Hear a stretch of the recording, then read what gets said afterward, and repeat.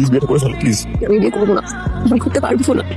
Sir আপনার গত মাসে বেতন ধন্যবাদ। আসলে আমাকে সময় পেলাম, খুবই দরকার ছিল। কেয়া ফার্স্ট টার্মে 3টা সাবজেক্টে ফেল করেছে। ওর যদি সামনে রেজাল্ট না ভালো হয় তাহলে খবর আছে, মা আরো চেতে যাবে। আমি কোনো কিছু করতে পারবো না। খালামা খেপে গেলে তো আসলে কিছু করার নেই, আমাকে ঠিক মতো পড়ালেও কিছু করার নেই। সমস্যাটা হচ্ছে পাকনার কথা বলে। কোন দুলালকে যেন বিয়ে করতে চাই, বলে she wants to be treated like a princess. বলছে আপু বলেছে আমি আপুর থেকে অনেক সুন্দর। তুমি কেন ওকে এই ধরনের মিথ্যা আশ্বাস? এটা তো একটা মিথ্যা কথা। সত্যটাকে বললেই তো ওর ভুল ধারণা ভাঙবে। ঠিক তুমি বেশি সুন্দর, ও তোমার তুলনায় কম সুন্দর, এটাকে বুঝতে দাও। Sorry sorry. এই কি বলবো মাকে?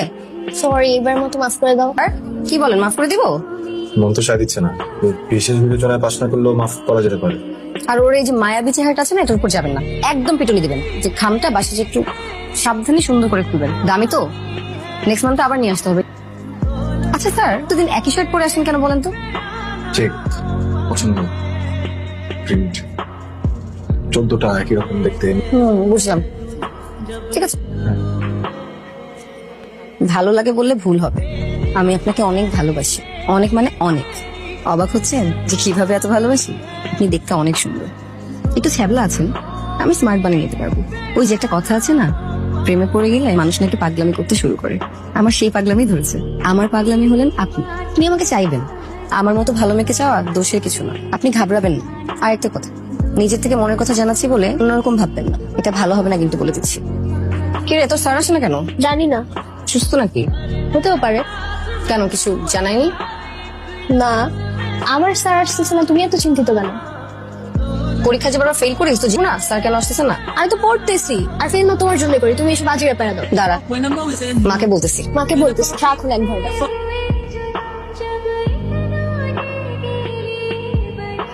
স্যার আপনি কেমন আছেন স্যার? শরীর ভালো আপনার? আপনার স্টুডেন্ট তো আপনাকে মিস করতে করতে পাগল হয়ে গেল একদম। আসলে কে আসলো? ও জাহিদ, তুমি কদিন ধরে আসতেছো না? কে আর কিছু করছে নাকি? স্যার আমি তো কিছু করিনি, আপনি আমাকে যে হোমওয়ার্ক দিয়েছেন সবগুলো করেছি। সমস্যাটা ছোট না, সাথে একটু কথা বলে যাবে? হ্যাঁ হ্যাঁ বাবা, আসো আসো, বসো।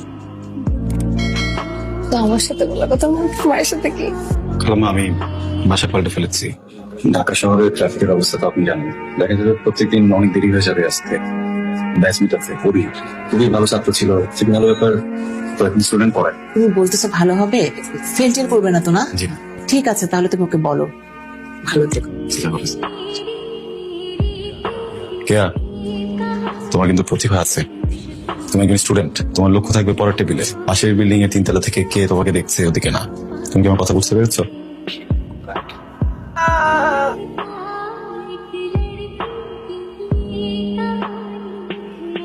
হ্যালো, আসসালামু আলাইকুম, আমি শাহিদ বলছি। আপনি আমার নাম্বার কোথায় পেলেন? তুমি কল করেছিলে একবার, আমি পড়াতে যাইনি, তখন সেভ করে রেখেছিলাম নাম্বারটা। সেভ করেছেন? এক কাজ করেন, ডিলিট করে দেন। হ্যালো হ্যালো হ্যালো, হ্যাঁ বলেন, শুনছি। তোমার সাথে দেখা করতে চাই। দেখা করার তো কোনো দরকার নেই, আপনি তো বুঝিয়ে দিয়েছেন, আপনারা বন্ধ করে দিয়েছেন, আইটি টিচার দিয়ে দিয়েছেন, মানে তো অ্যান্সারটা আমি বুঝিয়ে গিয়েছি। আমি কেন তোমার সাথে দেখা করতে চাই এটা তুমি বুঝো, একটু ভাবলে বুঝতে পারবে। ভেবে দেখেছি, অনেকবার ভেবে দেখেছি, ভেবেই ফোনটা রেখে দিচ্ছি। আমি রাখি, বাই। আমি সেটা ভাবছি, ব্যাপারটা কি সেটাই? মনে হয় সেটাই। আচ্ছা, একটা ফোন দিই। হ্যালো, কবে কোথায় দেখা করবেন বলেন? ছাত্রীর বোনের সাথে প্রেম করার বিষয়টা আমার চোখে, আমি এই জন্য কেয়াকে কোনো একটা সারপ্রাইজ দিয়েছি। আসলে সত্যি কথা বলতে আমি না ভয় পেয়ে গেছিলাম। আমার মনে হচ্ছিল আর কোনো সম্ভাবনাই নেই, আমার জীবন থেকে সারা জীবনের জন্য চলে গেছে। ভালোবাসা আমার মতো শূন্য পকেটের ছেলেদের জন্য না। এরকম মোটেও বলবেন না, ভালোবাসা সবার জন্য। সেদিন একটা কথা বলেছিলাম না যে আমি একই শার্ট প্রত্যেকদিন পরে আসি? বলেছিলাম যে না, একই রকম দেখতে বেশ কয়েকটা শার্ট আছে। মিথ্যা বলেছি, শার্ট আসলে একটাই। আমি জানি আপনার একটা শার্টের কলারের এখানে একটা দাগ আছে। নিজে কখনো খেয়াল করিনি। মানুষ যার উপরে কেয়ার করে তার সবকিছু এসে চোখে পড়ে। আমি সবকিছু যাচাই করে বুঝে শুনে করেছি। আমাকে চাকচিক্য আকৃষ্ট করে না, আমাকে আকৃষ্ট করে সরলতা, যেটা আপনার মধ্যে ভরপুর। বাকি প্রেমিকদের মতো প্রতিদিন রেস্টুরেন্টে নিয়ে যেতে পারবো না। রঙের দোকানেও কিন্তু চা খেয়ে ডেট করা যায়। ভালো কোনো উপহার দিতে পারবো না। ফুটপাত থেকে ছোট একটা কানের দুল বা যে কোনো কিছু দিলেই হবে, কিন্তু মন থেকে দিতে হবে। আমি তো বছরে একটা মতো জামা দিতে পারবো, খুব ভালো দামের হবে না হয়তো, মন থেকে দিব। একসাথে নিউ মার্কেট যাবো, আমি কিন্তু দামাদামি খুব ভালো করতে পারি। দামাদামি করে তোমার জন্য একটা শার্ট কিনে জিতিয়ে দিব, আর নিজের জন্য কম দামি কিছু চয়েস করে নিব। দামি পোশাক আসলে কোনো বিষয় না, আসল বিষয় হচ্ছে সঠিক রুচি। সে করে হয়তো বা করতে হবে, কিন্তু মোস্ট অফ দ্য টাইম হাঁটি, হাঁটলে শরীর ভালো থাকে। হাঁটাহাঁটি করা পকেটের জন্য স্বাস্থ্যকর।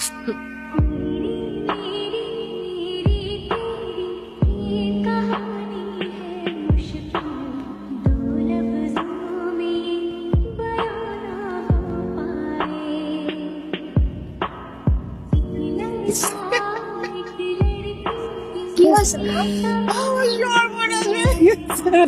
তোদের বাবা নাকি কুয়েতে ওর অ্যাক্সিডেন্ট করে মারা গেছে। বাবা কোথায়?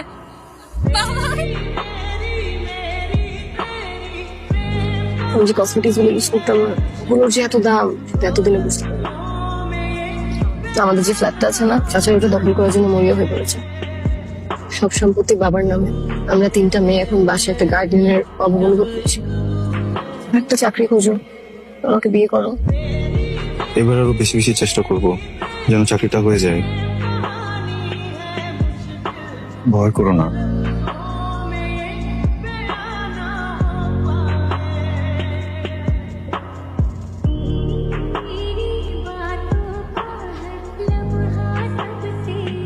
মানে একটা কথা বলবো, তুই রাগ করবি না? একটা ছেলে, ওর বাবা মা তোকে চিনে, যে ছেলের জন্য ওরা তোকে চায়। ছোট বোনটার কথা একটু চিন্তা কর, ভালো মতন চিন্তা করে আমাকে জানাস। তোমার ছেলেটাকে বিয়ে করে ফেলা উচিত। আমি এটা করতে পারবো না, ওই জায়গায় আমি অন্য কাউকে মানতে পারবো না। রেনুমা, তোমার এই পরিস্থিতি যদি আগে থাকতো তাহলে হয়তো বা আমার মতো ছেলের দিকে তুমি কখনো ফিরেও তাকাতে না।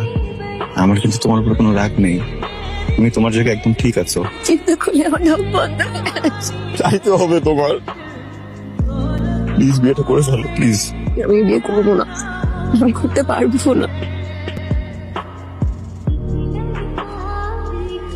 এই হাত ছাড়তে সব থেকে বেশি কষ্ট আমার হয়েছিল।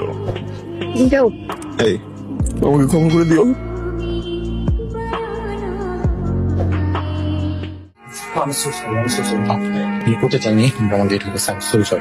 No problem. তোমাকে জাহিদের কথা বলেছিলাম না? জাহিদ। হ্যালো জাহিদ ভাই, কেমন আছেন? ভালো। আপনার গল্প অনেক শুনেছি। পরিচয় করিয়ে দাও। হ্যালো। চুপ হয়ে গেলেন কেন? Nice to see you. জানতাম না আসলে। বাহ, বেশ মানিয়েছে কিন্তু দুজন। তুমি তো উত্তরটা দিলে না। বিয়ে করেছো? দুটো বাচ্চা আছে আমার। ছোট বাচ্চা? বউ কি করে তোমার? ভালোবাসে আর অপেক্ষা করেন আমি কখন ফিরবো। সন্তানদের এবং আমার খেয়াল রাখি। আপনার বান্ধবীর মুখে আপনার কথা অনেক শুনেছি। আপনার রেস্টুরেন্ট তো দেখে গেলাম, নিয়মিত আসবো।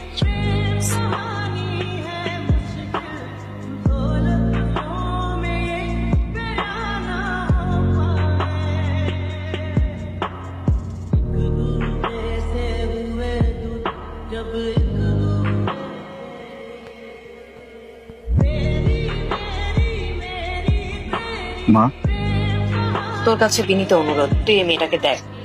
বিয়ে তো করতেই হবে বাবা। তুমি কি আমাকে নিয়ে খুব বিরক্ত? আমি তো এখনো বিষয়টা থেকে বের হতে পারিনি, এখনো ওখানেই আছি। আচ্ছা, আমি বুঝতে পারছি, ওকে না করে দিচ্ছি। Thank you.